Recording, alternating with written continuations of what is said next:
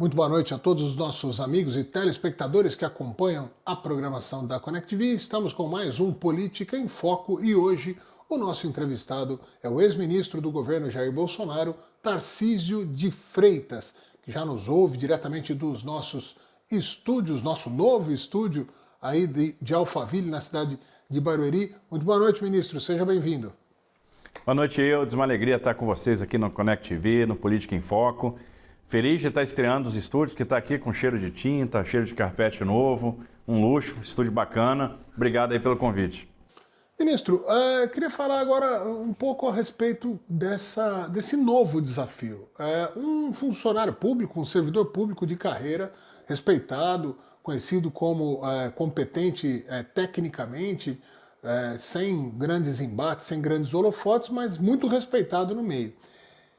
Vira ministro de um governo que sofre ataques permanentemente, um governo que tem, vamos dizer assim, talvez a oposição mais acirrada da história, e aceita o desafio de ir para o lado de lá, de ser, vamos dizer, de ser analisado pela população agora eleitoralmente, ou seja, vai disputar uma eleição, a primeira da sua vida. Queria que o senhor falasse um pouco dessa mudança de perspectiva política e desse desafio.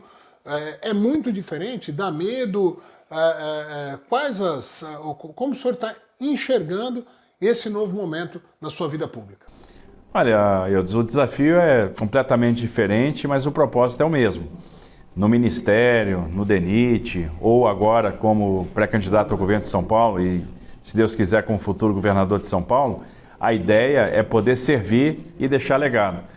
Ao longo do tempo a gente foi acumulando bagagem, foi acumulando experiência e a gente percebe que essa experiência agora pode ser usada em prol do Estado, em prol das pessoas do Estado que estão precisando de assistência, estão precisando de cuidado, estão precisando de políticas públicas efetivas e de capacidade de tirar projetos do papel. Então, ao longo do tempo, a gente acumulou essa experiência, a gente acumulou aprendizado e agora é hora de botar esse aprendizado à prova num projeto importante, num projeto grandioso, que é de comandar o estado mais importante do Brasil do ponto de vista econômico. Então, percebo que tem aí uma grande oportunidade de fazer a diferença na vida de muita gente. Isso motiva.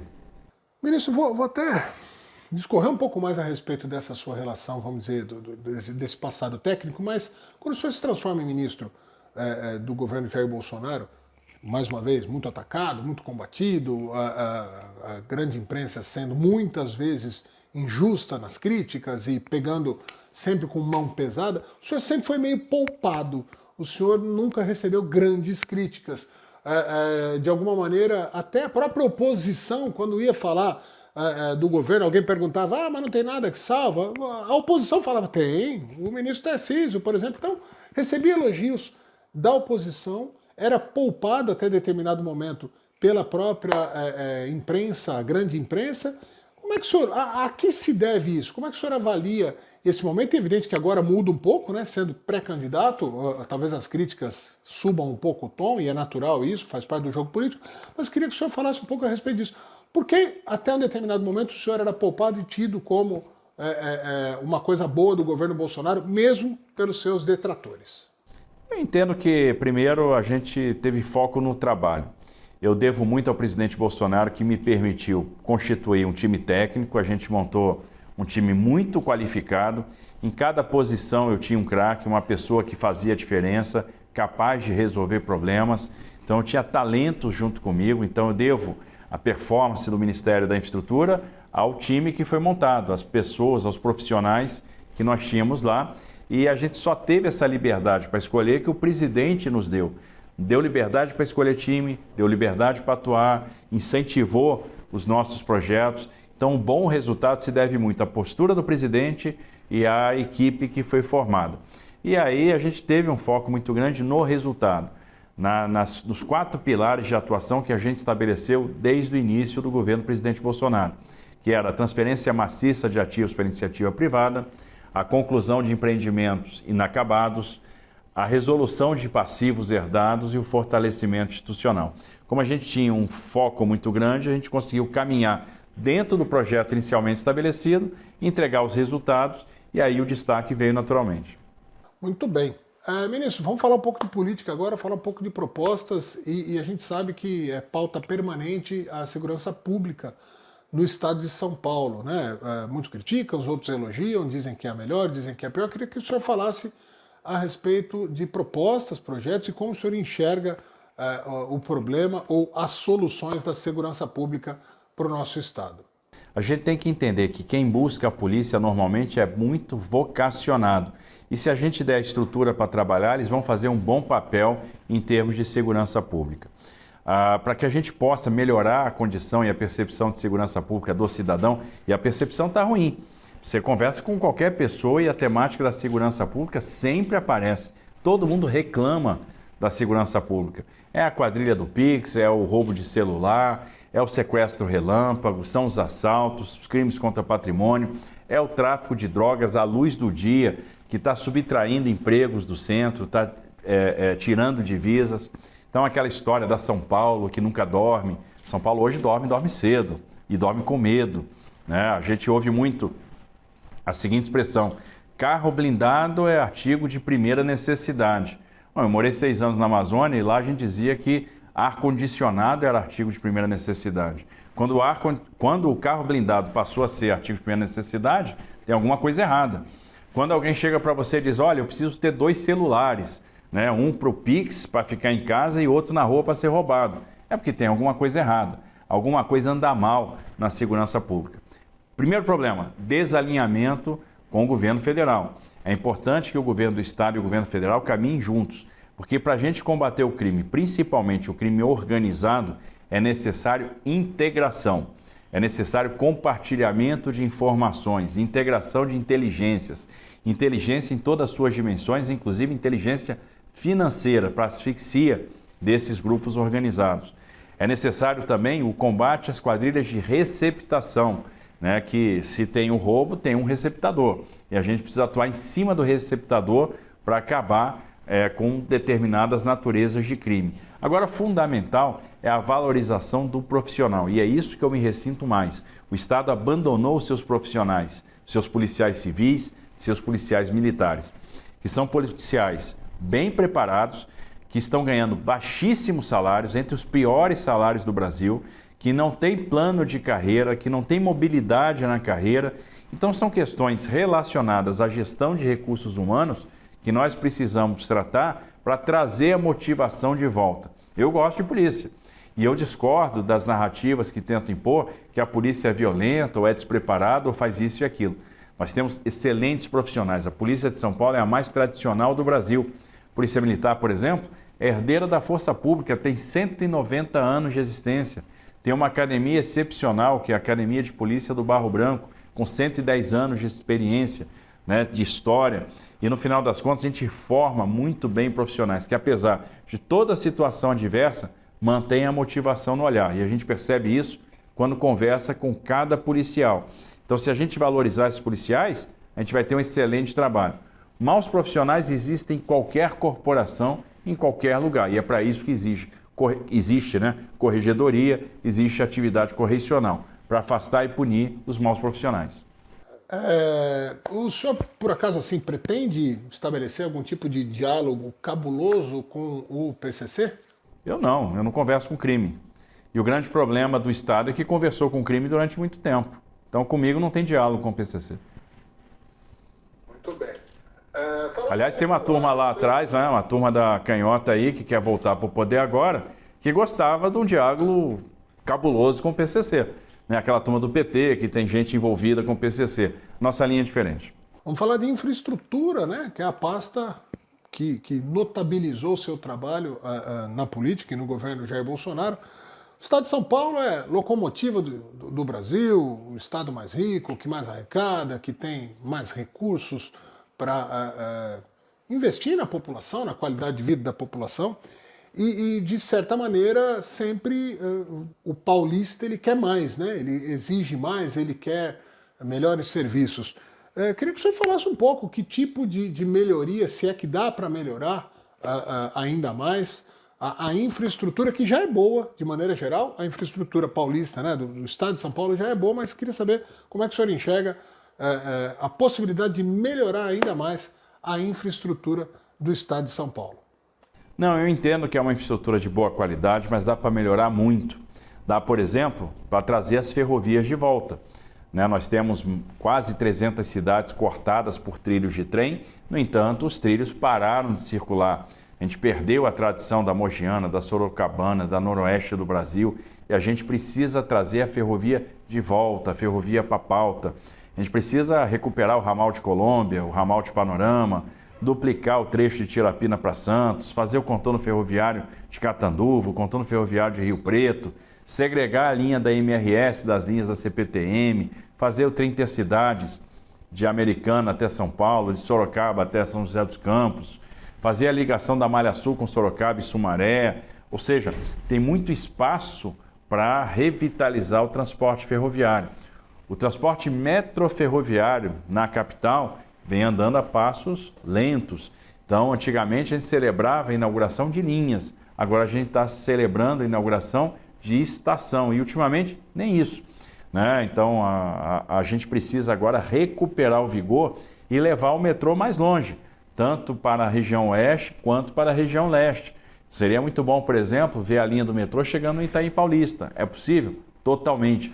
A gente precisa capacidade de modelar e trazer as alternativas de financiamento desses projetos, entendendo, inclusive, que esses projetos têm que caminhar junto com projetos imobiliários, porque isso ajuda, dá fôlego. A gente não pode imaginar que projetos de ferrovia, metroferroviários, vão se sustentar apenas pela tarifa. Então, a questão da mobilidade é uma questão super importante. Tem espaço para o desenvolvimento da aviação regional, tem espaço para a revocação do Porto de São Sebastião, tem espaço para duplicação de rodovias, tem que duplicar lá trechos de Mirassol para Rio Preto.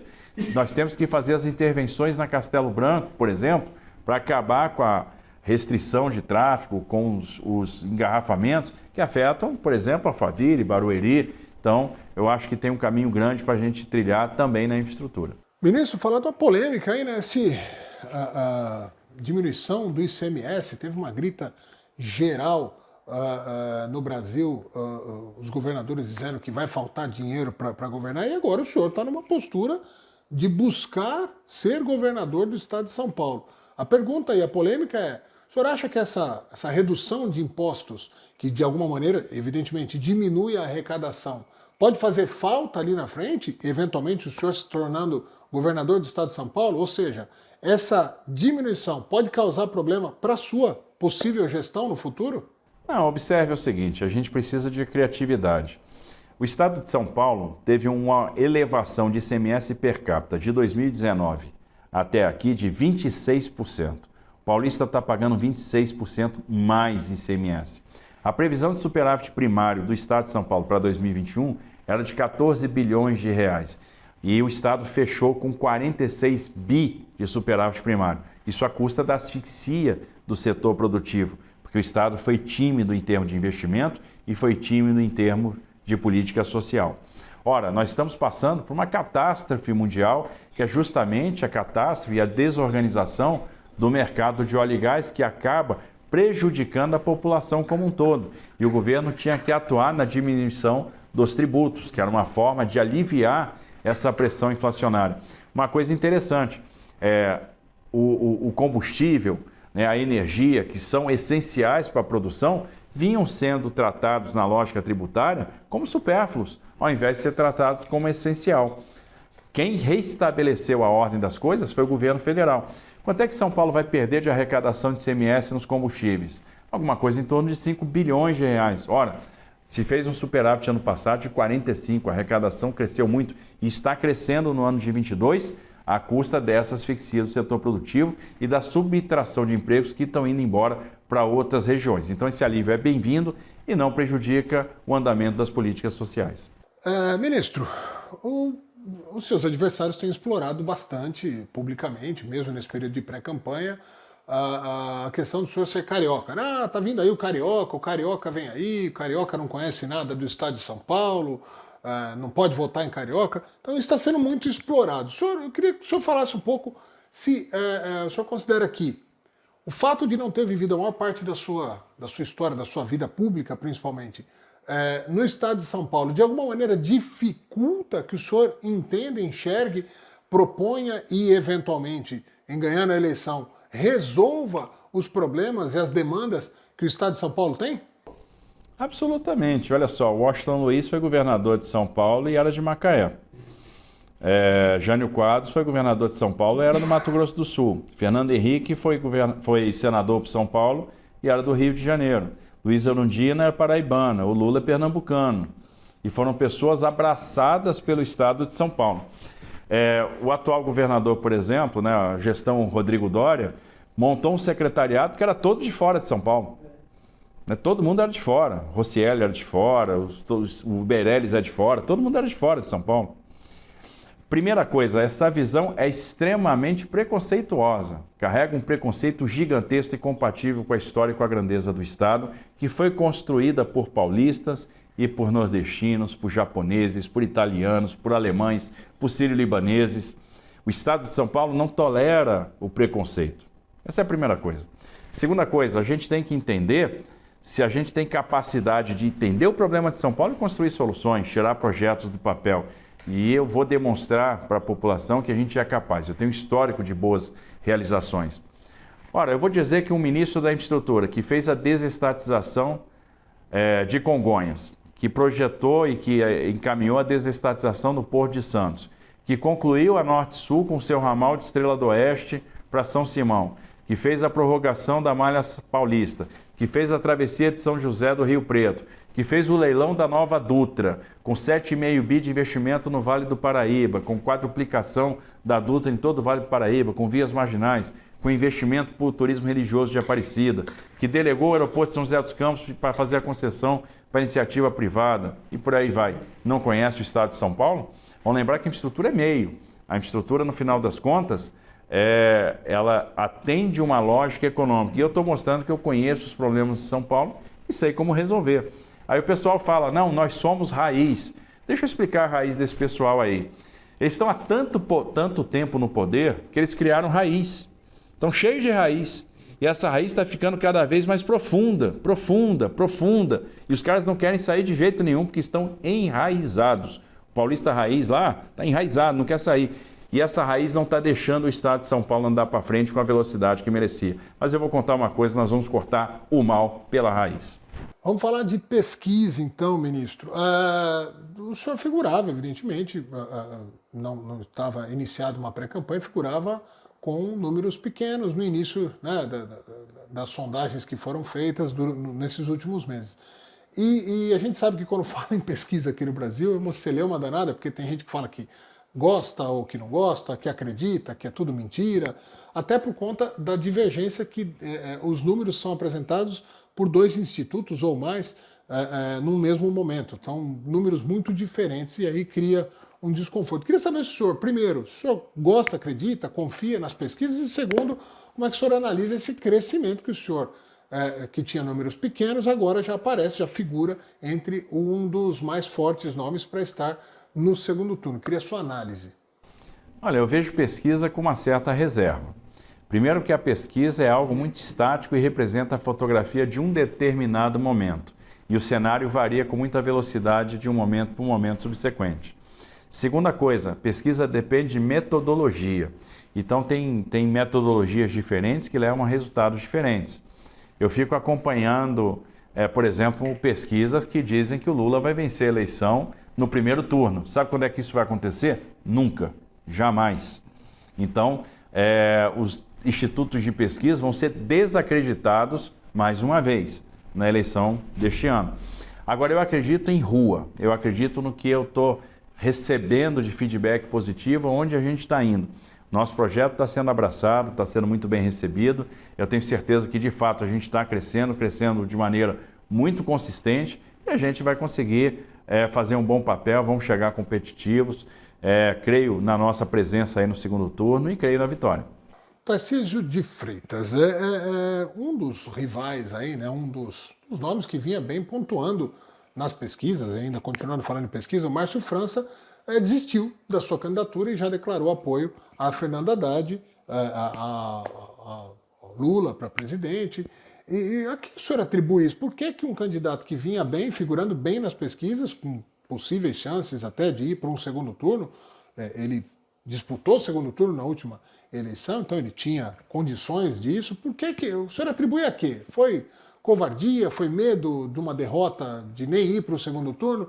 Queria uma análise do senhor, porque mexeu um pouco, né, na configuração do cenário dessa disputa eleitoral em São Paulo. Eu acho que o Márcio França ia derreter ao longo do caminho, como já vinha derretendo. Ele já tinha deixado de ser segunda força, já era terceira força, e a tendência é que ele perdesse cada vez mais espaço. Ele não tinha estrutura, ele não tinha apoio do bloco de esquerda, né? E a tendência, a gente já esperava que ele fosse sair. No final das contas, acho que vai ter uma distribuição quase que uniforme das intenções de voto do Márcio França entre os outros candidatos. E ele, obviamente, rapidamente mostrou de que lado que ele estava, do lado da esquerda, do lado do Lula, do lado do Haddad. Então mostrou qual era o alinhamento dele, que era um alinhamento com a esquerda. Então a gente vai aqui seguir firme, representando o caminho do centro, o caminho da direita, o caminho da livre iniciativa, o caminho dos bons projetos para o cidadão. E a gente vai mostrar que é possível olhar para as pessoas dentro de uma linha liberal. O liberal olha melhor para as pessoas do que a turma da esquerda, porque vai saber de onde vai sair o dinheiro. Falar um pouquinho dessa sua ligação com o presidente Bolsonaro, né? A gente percebe que tem uma afinidade, uma cumplicidade muito forte desde sempre. O presidente Bolsonaro nunca poupou elogios rasgados, declarados ao seu trabalho como ministro, e a recíproca é verdadeira, apesar do senhor ser mais contido nas declarações, o senhor não se expõe tanto assim na mídia como o presidente Bolsonaro, mas a pergunta é, como é que está ao lado do que é talvez a pessoa mais criticada, a pessoa mais atacada todos os dias pela grande mídia, por parte das redes sociais, por uma militância de esquerda que, independente do que o governo faça ou que o Bolsonaro faça como pessoa, ataca de forma contumaz e direta, e muitas vezes atacando o lado pessoal, né, com palavras pesadas. Tal. Como é que é essa relação, esse fardo, de alguma maneira, de estar ao lado de um governo que é tão combatido, na minha opinião, muitas vezes injustamente? Fala um pouquinho a respeito dessa relação. Olha, isso só traz para a gente mais motivação, que toda vez que eu penso que a minha cruz é pesada, eu olho a do presidente e vejo que ela é muito mais pesada do que a minha. Né? Porque ele é atacado sistematicamente e ele mantém a impulsão, ele mantém o seu compromisso com o Brasil, ele mantém a sua motivação. Então eu não tenho o direito de ficar desanimado jamais. Que se o presidente não fica sendo atacado da maneira que é atacado, né, a gente não pode desanimar. Eu conheci um presidente comprometido, preocupado com o futuro do Brasil, um presidente que quase perdeu a vida num atentado, que sofre até hoje as consequências daquele atentado, daquela violência, da intolerância. Um presidente que foi atacado, que geriu crises das piores possíveis, com a recessão na Argentina, o desastre Brumadinho, a crise do Covid, a guerra da Ucrânia, a crise hídrica, e está gerando emprego. Foram 4.700.000 postos de trabalho gerados de 2020 até aqui, o desemprego que caiu de 14,6% para 9,4%, entregou obras importantes, é o presidente que levou a água para o Nordeste, é o presidente que entregou títulos de terra para os cidadãos, está fazendo a verdadeira reforma agrária, é o presidente do saneamento básico, né? É o presidente que concluiu obras inacabadas, que contratou o maior volume de investimento privado da nossa história recente. Foram 151 leilões com 875 bi de investimento contratado. É o presidente que promoveu reformas estruturais que vão permitir o Brasil caminhar numa trajetória de crescimento sustentado, um crescimento vigoroso. Então o Brasil vai crescer muito nos próximos anos com as alavancas que foram acionadas. Então o presidente da autonomia do Banco Central, é o presidente da reforma da Previdência, do marco das startups, da lei da cabotagem, da lei das ferrovias, né, do renascimento do transporte ferroviário, ou seja, é um presidente que promoveu uma série de realizações, que socorreu as pessoas mais humildes quando elas mais precisavam, com auxílio emergencial e depois com Auxílio Brasil, que é um programa assistencial diferente, que traz rampa de ascensão social. É o presidente que se preocupou com o preço dos combustíveis e na marra baixou o tributo, baixou o ICMS, partiu para cima, não teve medo, não se acovardou, enfrentou, peitou a situação. Então, um presidente corajoso, compromissado e fiel àquilo que ele prometeu na campanha em 2018. Então, é um presidente de compromisso, por isso que eu estou com o Bolsonaro e admiro esse camarada cada vez mais. Muito bem, ministro. Muito obrigado por essa entrevista. A gente sabe que a vida, né, do homem público é sempre difícil. A agenda é apertada, mas ter nos atendido tão bem assim, a gente agradece de verdade. A gente pede aqui o compromisso que, em caso de vitória, a gente tem falado isso com os demais candidatos também, em caso de vitória, que depois também retorne, para que a gente possa cumprir o nosso papel de imprensa livre, de um veículo de comunicação independente, de não só fazer as críticas, de fazer os elogios, mas que a gente possa ter esse dia a dia com quem nos governa. Acho que isso é muito importante. Então, muito boa sorte nessa sua pré-campanha e daqui a pouco início da campanha, e que o senhor retorne muito em breve. Muito obrigado. Olha, eu que agradeço o convite, foi uma alegria estar aqui no Política em Foco, na Connect TV. Eu agradeço essa honra de estar estreando, né, esse bonito estúdio, tão muito bacana. E quero voltar sim, quero voltar mais vezes, vou voltar sempre que convidado, porque é uma oportunidade única de a gente falar de futuro, falar de esperança, e é o que o brasileiro está precisando. Muito bem, este foi Tarcísio de Freitas, que nos deu essa entrevista para o Política em Foco, pré-candidato ao governo do Estado de São Paulo. Muito obrigado pela audiência de todos vocês. Continuem conectados com a Connect TV.